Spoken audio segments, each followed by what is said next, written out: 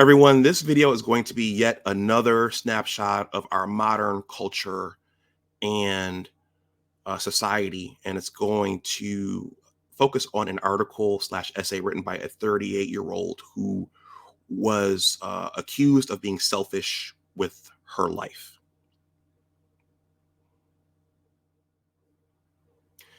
Hey all, before I jump into the meat and potatoes of this video, I have a request from this side of the camera. Please smash that like button no matter how long you watch. And also, if you're not subscribed, please consider subscribing to the channel. And now on to our feature presentation.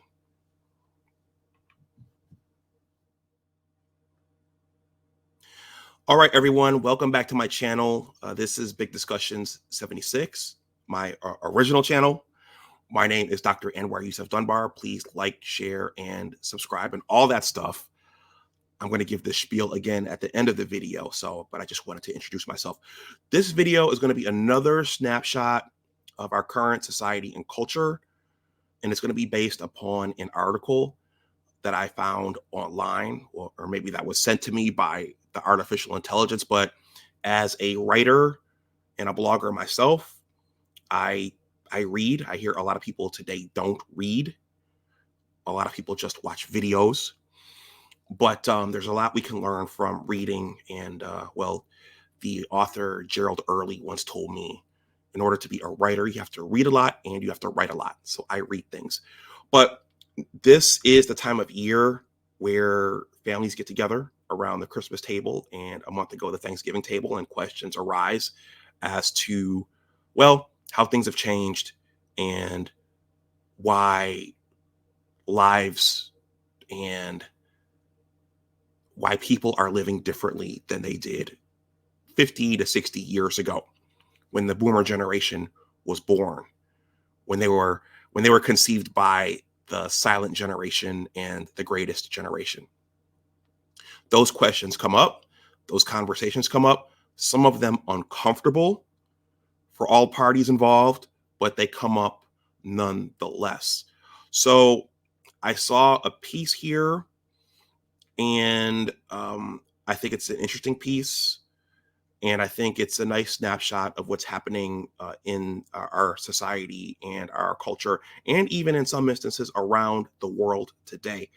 A lot of these things are not being talked about on the mainstream media outlets and by our political class.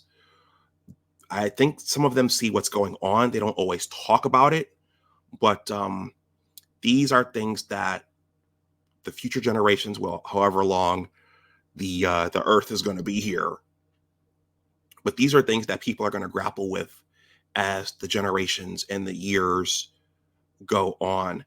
I meant to live stream this along with the previous offering, but there just wasn't time with the holiday break coming up. So I heard my brother Amal's voice, which said you don't have to jam everything together in one offering. You can make smaller pieces, in some instances, more effectively than when you make the larger pieces. So I'm going to jump into this piece right now, and then I'll wrap this video up. Before I jump into the article, I want to revisit something I discussed with Diamond David Williams. The interview is in my catalog, so if you haven't, please go take a look at it. We talked about a lot in that hour. We talked about money and investing and options trading, but we also talked about environments and behavior. So in an early phase or an early part of that interview, I asked David about why Dr. Amos Wilson was one of his inspirations. And David basically said that one of Dr. Amos Wilson's teachings was that our environments are established and curated for us. So everything we're seeing around us, well, the majority of what we're seeing around us has been predetermined and designed and intentionally created. So we may be going through life thinking that things are happening by chance and that it's unfortunate that these things are happening, and we may wonder why these things are happening or why we're getting specific outcomes. But according to what David said, one of Dr. Amos Wilson's key teachings was that our environment is curated. So it's not a coincidence that certain things unfold and transpire in the way that they do. So I just wanted to say that. So let's get on to the article. Now, I have taken an interest in population and population decline, and I have created content on this topic from various angles over on my science and technology channel entitled Big Discussions 76 Science and Technology. So if you're not subbed over there, please consider subscribing. But this topic has been covered by a lot of people, particularly in the digital spaces. You hear bits and pieces of it from the mainstream media and from our political class, but they're not talking about it, I would say, in the way that they need to, because this is going to have large ramifications for everybody. I would recommend looking up the name Stephen J. Shaw. He's really investigating this in a significant way, and he's even created a sobering documentary on this. On this, I'll just say that. So this is entitled, I was told I was selfish for being single at 38, but I needed those years of independence. This was written by Melissa Persling 1 week ago. Now, since I have taken an interest in this, the AI might be sending me more of these, but I think this is an interesting snapshot on what's happening in society and in our world today. So there's the woman. I guess that's the author. I think she's the author. All right. As I described in the previous offering, you usually get the main points of a piece bulleted out before you read it. This is a short read. And the first one says, after reading comments on a recent essay I wrote, I spent some time reflecting. At 38, I've realized I'm now ready to find a partner and have a child, and people called me selfish. Okay, the comments bothered me at first, but I thought about what it actually means to be selfish. All right. Earlier this year, I wrote an essay about a recent realization. After my 8-year marriage in my 20s, when I was career focused and uninterested in motherhood and divorce. Let me read that again. After my 8-year marriage in my 20s and divorce, that parentheses is messing me up. So after my 8-year marriage in my 20s, when I was career focused and uninterested in motherhood and divorce, then another wonderful but aimless 7-year relationship in my 30s. Now I'm 38 and ready for a husband and child. Hours after my article was published on Business Insider, it began trending on Yahoo and MSN. My story had tons of comments, and I received numerous notifications, messages, and connection requests on every platform. I have made it, I thought. I'll be hocking a lip kit in no time. I don't know what that means. In all seriousness, I was shocked by the attention my writing was getting. I felt like just another woman sharing a story about approaching 40 without a husband and children. I didn't think my story was terribly original. So this subtitle says, I was shocked by some of the comments and messages I got. But as I sifted through over 1,500 comments on the websites, as well as numerous emails and direct messages sent straight to me, I realized men particularly were infuriated by what I had written. They said I had hit the wall, quote unquote, and that I'd gotten what I deserved for being selfish, career obsessed, and not wanting children during my marriage. There were also suggestions that I seek a therapist. I have one, thank you very much. Given the incredible vitriol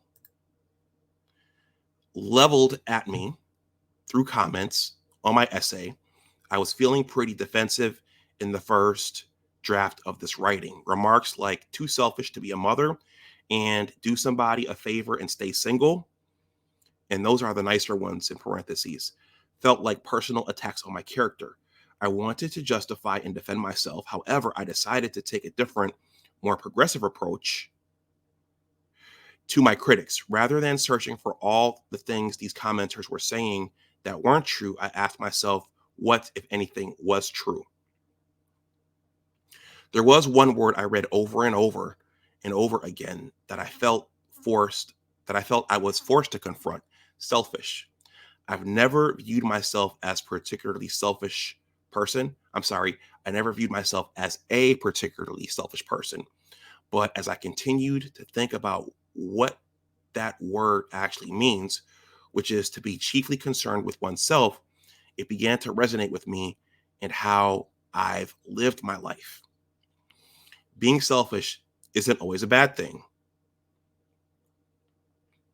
I'm the type of person who would rather go out alone than go to the bars and restaurants with my friends.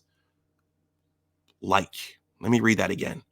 I'm the type of person who would rather go out alone than go to the bars and restaurants my friends like.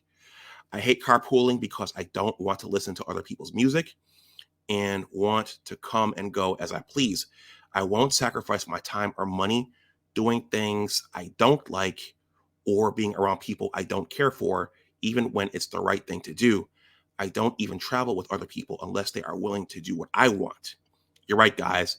While I don't think it's always wrong, I am selfish. But I don't think I look 50. That was a low blow from a commenter who shall not be named. The truth is, I was unwilling to live for more than myself until this point in my life. I did not want to put my husband's I did not want to put my husband's or potential children's needs above my own when I was married in my 20s, and I chose a relationship in my 30s that would allow me to continue to pursue the things I wanted. Quite frankly, though it has become much more appealing to me, the thought of giving up everything I do for myself to care for others is still scary. Marriage and children are about sacrifice. I was not prepared for, nor did I trust myself to be that person until recently.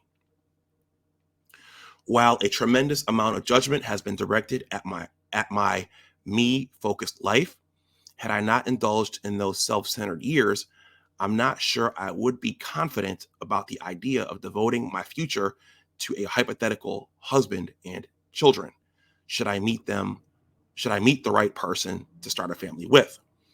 Though I've enjoyed being selfish up until this point, I've started to feel that kind of life lacks meaning and purpose for me.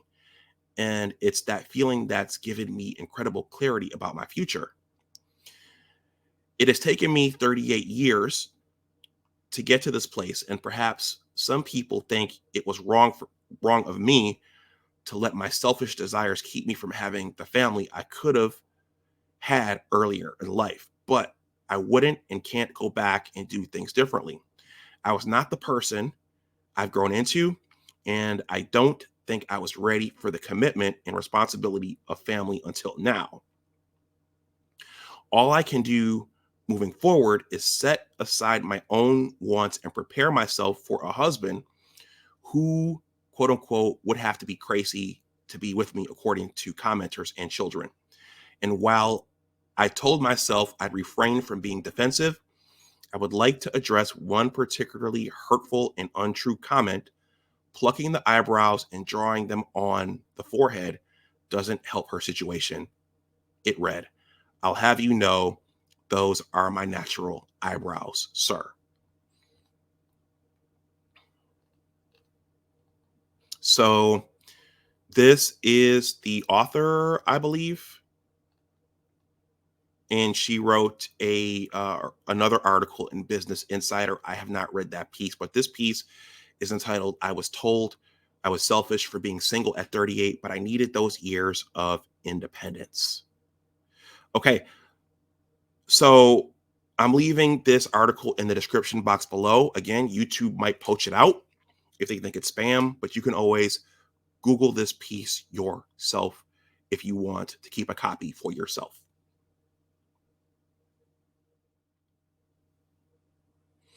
All right, everyone, I'm going to wrap this up. Let me know what you think in the comments section below. Again, I thought this was an interesting piece. And I think, again, as writers and as content creators, part of what we do is give snapshots of the world and what's going on in our modern culture and society and even around the world. I think, well, I'll just leave that there.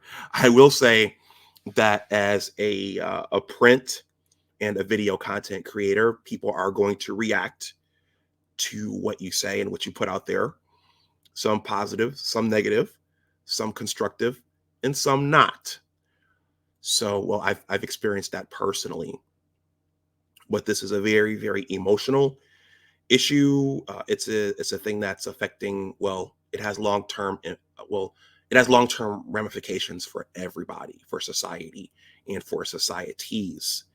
And it's just something to keep in mind around this holiday season when you're around relatives, particularly from the older generations who are looking around and seeing that things are unfolding differently for the younger generations than how they unfolded for their lives. And keep in mind, we have the election coming up, the presidential election coming up next year. I said this in the previous offering, buckle down, everyone. 2024 might be a very, very unprecedented year for a number of reasons. But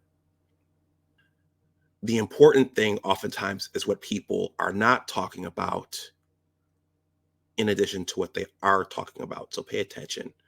So I'm going to wrap this up. And again, this is not unique to me. This was sent to me, this population decline and what's happening around the world. It's fascinating to me. And I've discussed it over on my STEM channel, what other people in multiple sectors of multiple races and ethnicities are talking about this. I'm not the only one. And I did not do this to attack anybody. So if you're looking at this and you're wondering who this is directed at and why he's covering this, I'm not attacking you personally or anyone. This is a snapshot of what's happening in society.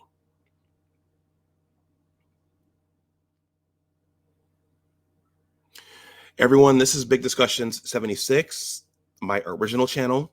My name is Dr. Anwar Yusuf Dunbar. Please like, share, and subscribe. If you want to make a donation to the channel, that information is below in the description box. You can also leave a super thanks if something was said here that resonates with you. Please consider joining the Big Words LLC Newsletter. In addition to being a YouTube content creator, I'm also a writer with 2 blogs and a book project on the way. So with that, I'm going to wrap this up. This might be the last offering for the year. I might do an end of the year live stream depending upon time and whether or not I feel like doing one, but we'll see. But if I don't talk to you before the end of 2023, be safe out there and enjoy your holiday season. And I'll talk to you again soon. So with that, everyone, you know what happens now. You know what I do. As always, remember that your attitude determines your altitude, and always try to do your best. Take care, and I will talk to you the next time. Bye-bye.